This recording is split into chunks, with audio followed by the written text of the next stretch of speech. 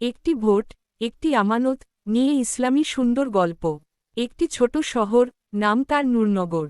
শহরটিতে নতুন প্রতিনিধি নির্বাচনের সময় এসেছে। চারদিকে পোস্টার, মাইকিং আর প্রতিশ্রুতির ছড়াছড়ি। সবাই বলছে, আমাকেই ভোট দিন, আমি সব ঠিক করে দেব। এই শহরের এক সাধারণ মানুষ ছিলেন হাফেজ সালমান। মসজিদের মুয়াজ্জিন, দরিদ্র কিন্তু অত্যন্ত ঈমানদার। নির্বাচন নিয়ে তার মনে গভীর চিন্তা। তিনি জানতেন, ভোট শুধু কাগজে সিল নয়, এটি একটি আমানত।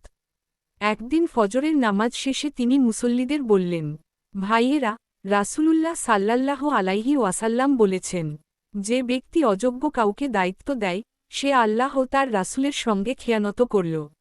মুসনাদ আহমদ। নির্বাচনের আগের রাতে এক প্রার্থী সালমানের ঘরে এল। সঙ্গে উপহার।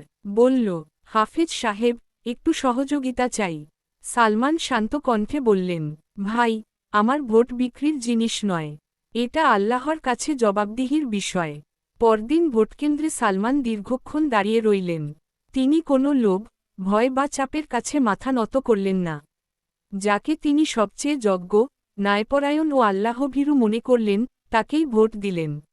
নির্বাচনের ফলাফল এলো। সেই সৎ মানুষই নির্বাচিত হল।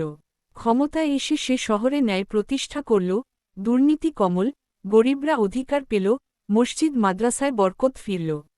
একদিন সেই নেতা সালমানের কাছে এসে বলল, আপনার মতো মানুষের সৎ ভোটই আমাকে এই জায়গায় এনেছে। সালমান মুচকি হেসে বললেন, না ভাই, এটা আমার নয়, এটা আমানতের হক আদায়। শিক্ষা। ভোট দেওয়া ইবাদতের মতো, নিয়ত ঠিক থাকলে সওয়াব। লোভ ও ভয় ঈমানকে দুর্বল করে। সৎ নির্বাচনী ন্যায়ভিত্তিক সমাজ গড়ে তোলে। আল্লাহভীরু মানুষই নেতৃত্বের যোগ্য। ভিডিওটি ভালো লাগলে লাইক দিন, গল্প থেকে কি শিখলেন কমেন্ট করুন, শেয়ার করে অন্যকে জানার সুযোগ করে দিন। এরকম আরও শিক্ষণীয় ভিডিও পেতে চ্যানেলটি সাবস্ক্রাইব করে পাশে থাকবেন।